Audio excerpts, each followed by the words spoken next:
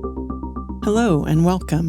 This is the Zen community of Oregon, making the teachings of the Buddha Dharma accessible to support your practice.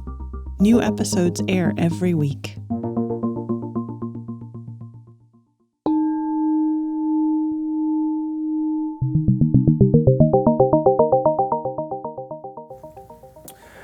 Good evening, everybody.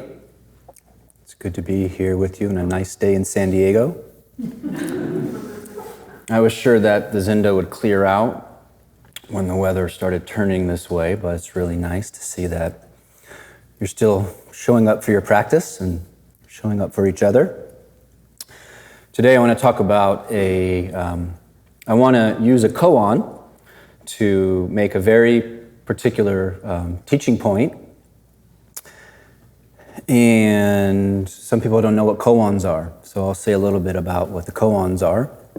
Koan means public case, and what they are in the Zen tradition is they are exchanges between sibling practitioners, between teachers and students, between tea adepts and wandering monastics and so forth. They're basically happenings, exchanges between people that really encapsulate some essential point of the Dharma. And specifically to really get a sense of what Zen is, I believe it's important to read or study the koan. They are the interpersonal transmission of the Zen lineage. And there are different ways to take in and study the koan. So there are collections of them, there are books. It can be good to read them. It can be good to contemplate in this way, just bringing it up as a teaching point. There is a whole way of practice that many people in ZCO have done where you work with them one by one after another in a sort of curriculum with the teacher. And it is basically a means of finding intimacy with this lineage and of polishing our understanding. Right? So the insights that can be gleaned from talking about a koan like this are generally not the same as intimately companioning a koan, which is a different thing altogether. But there's still a lot of value. So today I wish to comment a little bit on a case from the Mumon Koan, the Gateless Gate collection. Case 12, Zuigan calls his master. The koan. Zuigan gen Osho, that's the person's name, called to himself every day, "Master," and answered, "Yes, sir." Then he would say, "Be wide awake." And he'd answer himself, "Yes, sir." "Henceforward never be deceived by others." No, I won't." So you could put your name in here. James called to himself every day, "Master," and answered, "Yes." Then James would say, "Be awake." And then he'd answer, "Yes, I will." "From now on, don't be fooled by anybody." No, I won't. And then there's a poem that Mumon, so this is the teacher who collected a series of koans, 48 of them, into a book called the Mumon Koan. That's well worth your time. This is his commentary, in a way summing up what he felt was the essential point of the koan. Mumon says, "Clinging to the deluded way of consciousness, students of the way do not realize truth. The seeds of birth and death through endless eons. The fool calls it the true original self."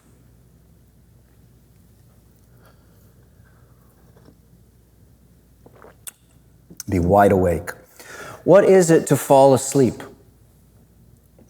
When you fall asleep, if you were to say that about yourself, "I fell asleep," and you were talking spiritually, what would you be referring to? What is it to fall asleep? What are you asleep to when you're asleep?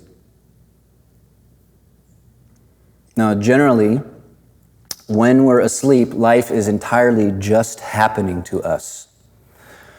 Just like in waking life, consciousness is operating all by itself. The eyes are seeing, the ears are hearing. Right? When we're asleep, that's happening to some degree, or maybe it's not. The mind is generating dreams, whole worlds, just like when we're awake. When we're asleep, generally life is just happening to us. We don't have to think, we don't have to breathe. Somehow we're just carried along. Think about that. I marvel at how there are so few traffic accidents, knowing how deluded we human beings are. What a miracle. The other day, we were on crowded I-5, and there was somebody in bumper-to-bumper traffic looking at their phone as they drove. And we kind of sped up and tried to make really mean faces at them, like the meanest face we could muster. Master, yes, sir. Be awake. Yes, I will. Those who have had a taste of awakening, what is it like to only sometimes live out what you know to be true? Or an analog would be, you've shown up in a noble way. You've shown up in a wholehearted way. What is it to know that only sometimes you live into that reality? What do you do with? How does it act on you, the gap between how you could be and how you be? Right? All of us are in that, aren't we? There's a gap between how we could be and how we be, and we feel it. And maybe other people feel it.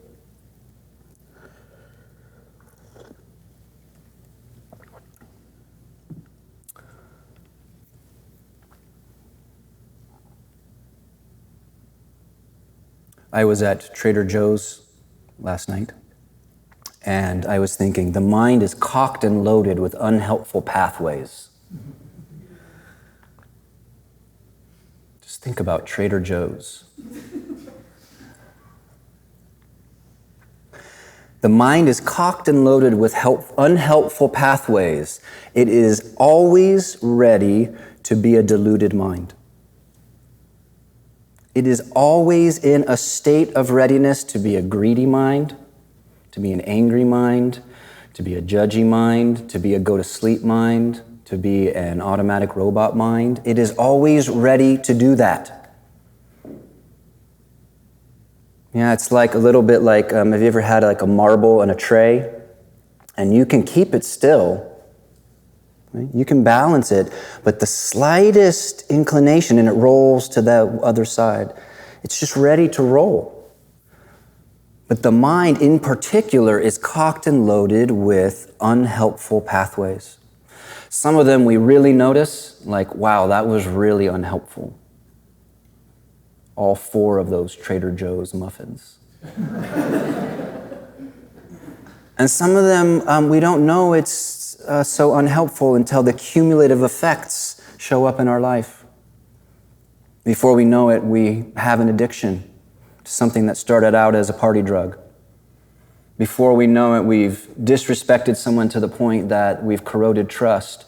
Just started out as a little sarcasm leaking out. Before we know it, the mind is cocked and loaded.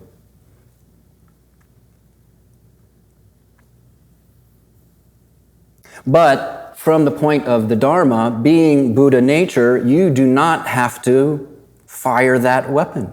You do not have to flow into the deluded pathways of mind. All the time, you could not think the thought. All the time, you could stop yourself from flowing into that feeling. Do you believe me? Sometimes. Do you want to believe that? We don't necessarily have to think the thought. Right? Particularly those things that you know become a cascade of fill in the blank. Right? Mind is cocked and loaded with unhelpful pathways. How do we counteract that? James, yes. Or better yet, Jogen, yes. Be awake, yes, I will. Do not be deceived by others, no, I will not.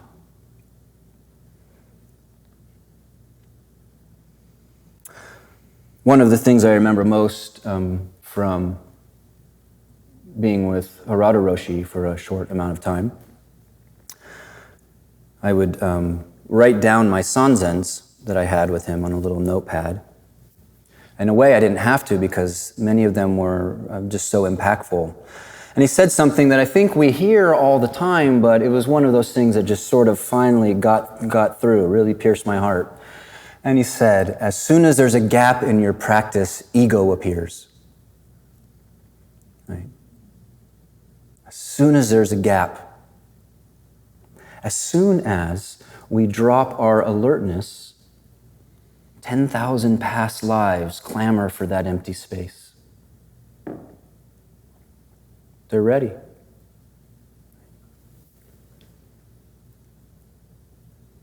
We lose alertness and we might enact these unhelpful pathways. We do the old dances, right? Instinctual dances, and we lose alertness in our instincts. They get us, right? We become instinctual beings where territory and comfort and mating are something we would kill over. We will fight we will harm somebody to let our instincts have their full expression when we're not aware. That can happen. Our ancestral kind of conditionings when we're not alert. We start doing exactly what mom did. Thought I was not like mom. Guess what? I thought I was really not like dad. Guess what? I sure can be. We do our cultural dances, our adaptation dances, our ego dances. Even the good action done asleep can be an unhelpful pathway. Right? We're not alert. We're just going through emotions.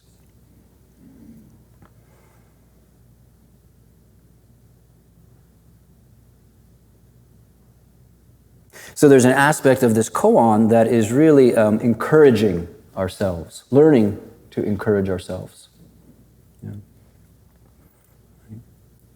In a way, you want to take in the teachings and root your aspiration to be continually alert to the point where that becomes second nature. Be awake. Yes, I will.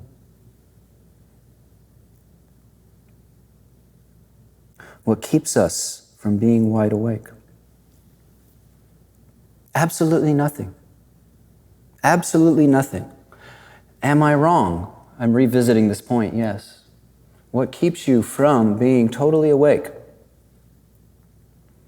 Is it not the case that every time we point to something, it's something that happened in the past? I can't be awake because, and here's my narrative. Can't be awake. I would be awake if the future moment, that'll be the right conditions.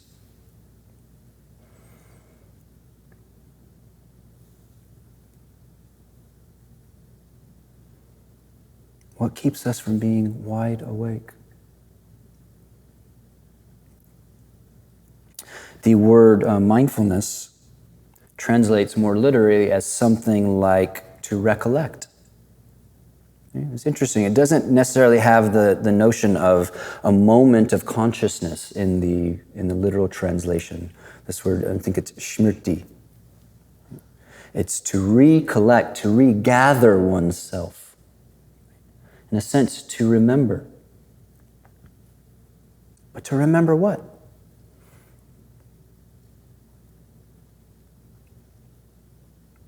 Henceforward, never be deceived by others. No, I won't. This is one of the lines in the koan that has a straightforward dimension to it, right? Never be deceived by others. Okay, I can relate to that. Right? I can relate to owning my own sense of things. I can relate to not denying my own intuition. I can relate to holding fast to my own principles. Those are things that are not easy to do. Right? This koan is pointing to that as well. Right? Maybe we sometimes go with tired and tight paths of mind and body because, hey, everyone else is. Right?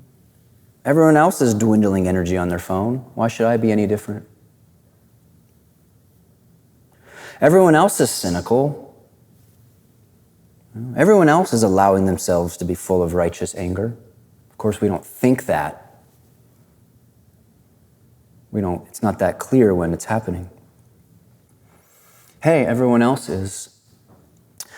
Somewhat serendipitously, I came across something by a writer I like named David Chapman, just about this particular point, never be deceived by others. He said, ordinariness, which is in a way what I'm talking about. We kind of think, yeah, but why should it's just ordinary to be the way I am. To be asleep is just ordinary. Why should I be any different? Who am I? He said, ordinariness might seem the opposite of specialness. Actually, it is almost the same thing. What they have in common is the idea that our life is fated, that it has a proper course. It is right for us to do what one does and to live for no distinctive reason, without sticking out. It is wrong to pretend to be something fancy and special. But he says, because there is no cosmic plan, that is, there is no way that you are destined to be or have to be. Because there is no cosmic plan, it's as impossible to be ordinary as it is to be special. No one is predestined to be a sheep.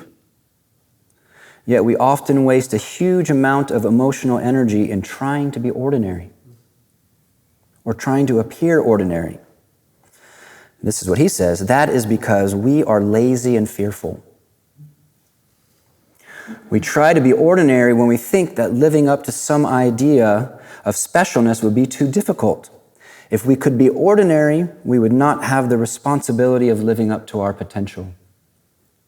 If we just go along, a little bit of practice, a little bit of alertness, not going to put too much on that. We don't have to live into the consequences. Because what do we know when we're awake? What do we see when we're alert? What is true for us at those times? If we could just be ordinary, we would not have the responsibility of living up to our potential. We feel justified in behaving badly so long as we are stupid and unkind in common ways. I thought that was a rather searing indictment. We feel justified in behaving badly so long as we are, you could say, behaving badly in common ways. We try to be ordinary when uncertainty is terrifying. Being like everyone else seems at least to offer the safety of a known outcome. Zuigan called to himself every day, "Master!" And he answered, "Yes, sir." What is he calling to? Who is calling to what? "Master!" He would answer, "Yes, sir." And then he would say, "Be wide awake." And answer himself, "Yes, sir. Henceforth, never be deceived by others. No, I won't." There is a subtle dimension to this koan.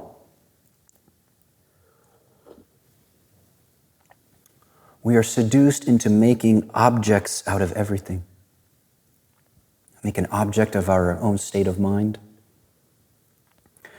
We make an object of people, places, things. We think of somebody and believe that's them rather than our own version. We're deceived. We relate in an echo chamber of our own minds. It's not actually that the other is deceiving us, it's that we're deceived by what we believe to be the other. Can you actually encounter an other? What does that mean? If I'm an other for you, then your body is an other for you. Is your body an other? I don't think you would say it is. Then is this being making a bunch of noise up here an other? I don't think you can say it is. Do not be deceived by others.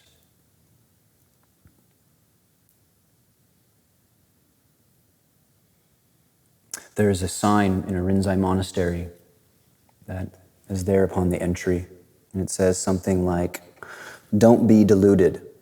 That's the first sort of rule of the monastery. I love that this exists. It says, "Don't be deluded." And the second line says, "If you must be deluded, don't open your mouth." And the third line says, "If you must be deluded and open your mouth, then please leave the monastery."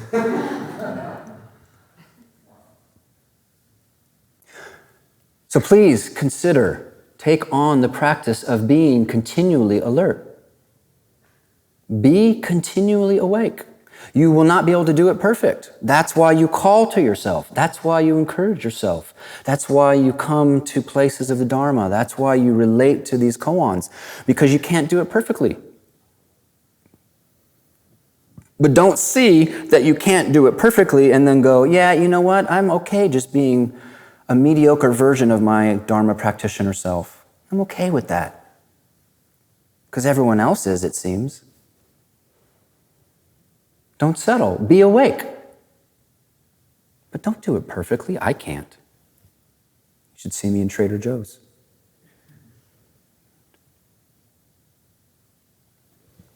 So, Mumon Khan, case 12, Zuigan calls his master.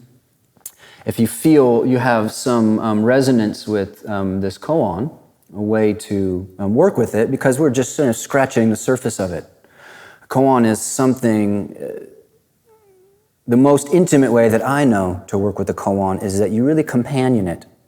You bring it into your meditation, you kind of sink it into the soil of the stillness of mind. You remind yourself of it regularly throughout the day, and you really let it work on you. One of the images that Hakuen Zenji, one of the very powerful teacher in our lineage, he said, a koan is like a poison talisman. And it's poison to our delusion. And the idea with the talisman is that you put it around your neck and you tuck it in your shirt. It's right there against your heart. Keep the koan real close to your heart. And it'll work on you. Right? And the ancestors of Dharma will work on you through your putting energy into the curiosity. What does this mean? If you don't want to work with a whole koan, consider the koan. Be wide awake. Never be deceived by others. That's sufficient.